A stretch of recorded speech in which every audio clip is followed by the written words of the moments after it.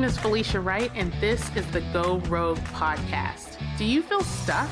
Does every day feel like Groundhog's Day?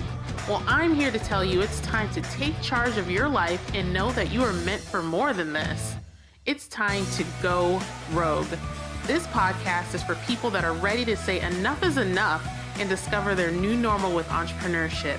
Get ready because your rogue journey starts now. Let's get into it. Welcome to the Go Rogue podcast. This is episode 39, and today I'm going to be talking about how to start your freelancing business while still 9-to-5ing. My name is Felicia Wright, your host. So I definitely want to do an episode about this because it's actually kind of a difficult thing to do. I'm not going to lie to you and say it's the easiest thing in the world and anybody can do it, because that's just simply not the case. And I'll completely explain what I mean by that not everybody can do it. But if you were listening to this, more than likely you can do it. So let's go ahead and dive on into that. So the reason why I said not everybody can do it is because you kind of have, when you're starting a business and you still have a regular job, you have to be very driven. It's just as simple as that. You have to be driven and have a vision for a future that you're trying to create, because when you get down to the nitty gritty and you're tired, you're going to want to give up and be like, forget it. Like, what am I doing? I'm torturing myself. So you really have to have a vision for what you want to do, because it's going to be so incredibly easy just to give up. So think about a time that you gave up. And I can think of a couple of times, like it's typically related to the gym, to be completely honest with you. But the main reason why I don't give up, or I give up in certain cases, is because I don't see the end result in my head. So you have to see the light at the end of the tunnel that gets you excited, that keeps you going. So if you don't have that light, or you're just like, oh yeah, I want to do this, if your vision is not strong enough, if your motivation's not strong enough, you'll quit. I promise you. Like, trust me, I've done it with other things, because my vision and what I was thinking was going to happen, it just wasn't strong enough. I was just like, forget it. I like sleep more. So think about why you're doing it and what you want to accomplish, and keep that in the back of your head the entire time. Otherwise, you'll just say, forget it. So I would venture to say that's one of the most important things to do, is write down where you see yourself, what you're looking to accomplish by starting a freelancing business, and then start, because without that, it won't happen. Okay, so next thing I want to talk about is when you're starting your freelancing business, getting things done, how to get things done, and the expectations of yourself, okay? So let's start with the expectations. I tend to have very, very giant expectations of myself, and then when I can't do it, I get really disappointed in myself, because I'm like, whoa, I was expecting to do like 50 million things and I got 4 things done. And then I feel kind of defeated, to be honest. But you have to realize, when you're in a 9-to-5 and you're trying to get something off the ground, you have a very limited amount of time. So for example, when I was still teaching, I would teach all day. And then I had 2 girls. I have 2 little girls. And at the time they were 4 and 2, and then younger in previous years. And I had to spend time with them. And a lot of the times I was nursing. So I would pump at work, pump when I got home, nurse when I got home. So working when I got home wasn't a big option. Sometimes it happened. A lot of the times it didn't. But most of the time I did stuff when I put the girls down, and that was at 8 o'clock at night. So really, I would work from 8 to about 10, 11 o'clock. And that's not a ton of time to get things done. So you're really taking just, putting one foot in front of the other during that time because you don't have a lot of time. So just kind of manage your expectations of yourself. That's really more my advice to myself back then. But I know I can't be the only one out there that just has really high expectations of themselves and think they can conquer the world. And I believe you can. I think we all can conquer the world, but one bite at a time, not all in one giant swallow. So just manage your expectations and know that you'll get it done. Just it might be a little bit slower than you think. So just keep that in your mind. So also in getting things done, I typically had to do everything at night. I did almost everything at night. If you don't have any children, you might be able to do stuff right when you get home. But more than likely, if you do have children, you're going to want to spend time with them. And they're going to want to spend time with you because you've literally been gone all day. So when I got things done, there was 2 different times I'd get things done, and I would flip-flop between the 2. So it would be at night when the girls went down. So the girls went down around 8, maybe sometimes 7:30. It all depends on the day and stuff. Right now they're going to bed. I don't even want to say. It's like sometimes it's like 8:30. I'm like, go to bed. Anywho, I would say I started work at about 8:15 every night, 8:30 every night. And I would stay up until 11. So that's when I got things done. So in those beginning stages, one night I would get my Facebook business page done. And that was an accomplishment. Of course, my expectations were through the roof and I was expecting more. But looking back, it's like that was an accomplishment. And then the next night I would put together my packages and what I wanted to offer. And then after that, I would start networking on Facebook. So even just the things I just walked you through just now, that's a lot that you can get accomplished in a week. Now, if you are not a night person, which I completely understand, I don't call myself a night person. I prefer mornings, but for some reason I just keep falling into this I got to get things done at night thing, but whatever. I just prefer working in the mornings. But if you are not a night person, you can get up earlier.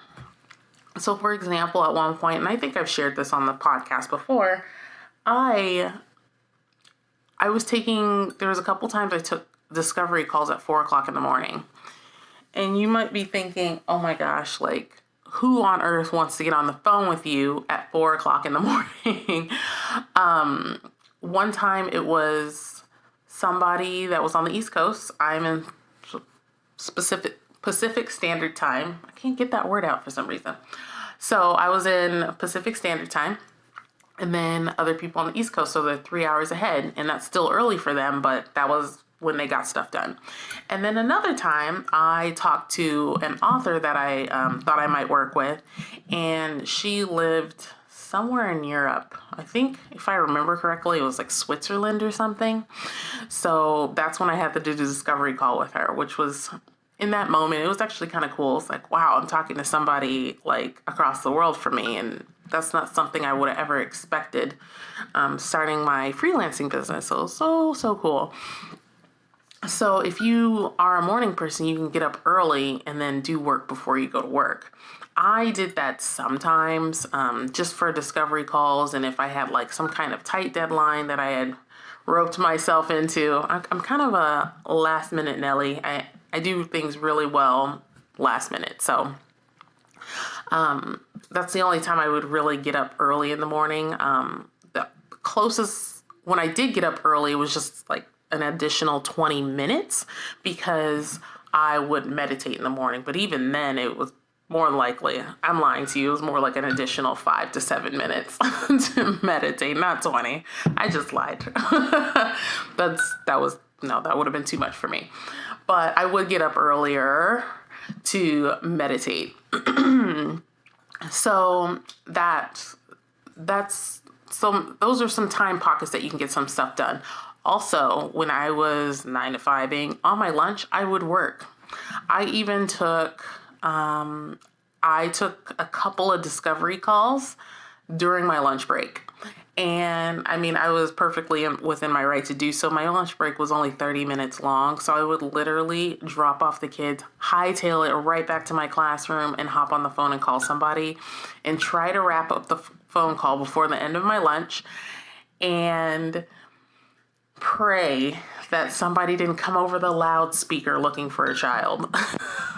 Because if you haven't been in a school lately, people come over the loudspeakers looking for a kid or announcing something, the internet's out, like it could be anything. So I was just like hoping, I was like, please nobody come on this loudspeaker and mess up this discovery call. So thankfully I never ran into that problem, but that was something that I feared.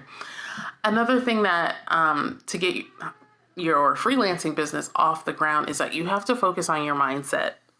And it's a tough thing to do. Because when you're used to exchanging, like going to a job and getting a paycheck every 2 weeks to going to working and not knowing when you're getting paid, it's a huge leap. It truly is a huge leap for your mindset, because you're going to see yourself doing all this work and you might not necessarily see any financial gain for a while. But that's okay, because those beginning stages is really difficult. So anytime I come up against that and it's like, oh, nothing's working, I always envision a stone wheel. One of those wheels that the caveman made or whatever. I think it's like a little cartoon or whatever. I always think about the effort it takes. So if the wheel's standing up, think about the effort it takes to get that wheel going. Like you're pushing and pushing and pushing and it's barely moving. But once you get it moving, it becomes easier because you have that momentum.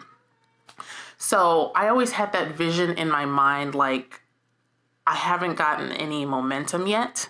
And I just need to keep pushing and pushing and pushing until I gain some momentum, and it will get easier. And it has. So if that image in your head helps you, keep that in your mind, like I just have to keep pushing until I gain that momentum. And a little sidebar on that is, if you stop pushing, the wheel stops and then you have to start all over again. So if you find yourself starting and stopping, you are just basically starting from ground zero again. You have to apply pressure no matter what. So even if you have momentum and that ball is moving, you still should be applying light pressure to keep it moving, even if you are booked or whatever. So that's the image that I always have in my mind as far as like business and having momentum. It's like keep applying pressure. Even if I'm swamped, apply light pressure. So just keep that in mind. And the last thing I want us to go over when starting your 9 to 5 is you have to find your tribe. So when you're at work, everybody is at work and not necessarily on the same path as you. And that could be really defeating. And let me tell you why. Because when you're starting anything new, you're going to want to talk to people about it. It's like, hey, like this is what I'm doing, and I'm really struggling with this. And if the other people at your job, and more likely this is the case, they might not be doing what you're doing, so they can't relate. And quite frankly, sometimes people just don't want to hear about it, even though you're excited about it. And it's not to be rude, it's just that they're in a different space than you, because if they've never gone down this journey, they have no idea what you're talking about, not a clue. And they're looking at you like, okay, but really when you're in that environment, meaning a working environment, the job, people tend to want to talk about the job, not other things. And you can let me know if that's the case for you. But from what I found, people want to talk about the job, not this other thing that you have going on, and they can't relate and have no idea what you're talking about. That's a hard leap for other people because they're not doing it. And that's not to be rude or anything, but it's just, different people on different paths. So you're going to have to find your tribe. And I found my tribe online, and I started going to networking events and found some people at networking events, which was actually kind of cool. Because when I was working, I kind of felt like a crazy person. Like I felt very different in my job after a while. Even for a while, actually, for a couple years, I felt very different. And it was because I just wanted different things. So I had to find my tribe. First, I found it on social media. And when I started going to networking events, I found other people, and that was actually really awesome. So you have to put yourself out there and just talk to other people and tell them what you're doing. And you might have some friends that have their own business, or know other people that you just haven't talked to in a while that have their own business. Reach out to them and just start chatting them up and see what they're doing, and just start to get to know one another. And I guarantee it'll be helpful, because you just need somebody to talk to sometimes about what you're doing, and somebody that just might be able to help you with a technical problem. I can't tell you how many times, like, I had an issue with a website, and I'm like, who on earth do I ask? I don't even know who to ask. So, and I would ask my husband, who's kind of techie, but he's never put together a website, never even heard of WordPress or Squarespace. So it's just hard to be in that and like not have many people to ask. So find your tribe. So that is something, those are the things that I think you have to start looking at when you're starting your freelancing business while you are still at a 9-to-5, because it can be a very difficult journey if you don't have those things in place, and you might not be able to keep going if you don't start to work on these things.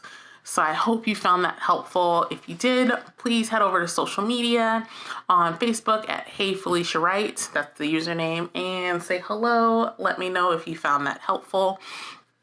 And I would love to chat with you. And on Instagram, I'm still Hey Felicia Wright too. So, and that's the website. Look at me. Whoop. At first, my usernames were different, but I finally got my life right and made all my usernames the same. Well, except for Twitter, because Twitter doesn't like me. But anywho, so I hope you're having a good day. If you are having trouble finding what you should be doing, I invite you to download my 4-day video series. It's called Finding Your Purpose Journey, where it will help you find out what you should try first. And I guarantee it will help you, because I've tried it on several people. So I hope that was helpful. I hope you're having a great day. Get out there, be brave, take action, and go rogue. I'll chat you up next time.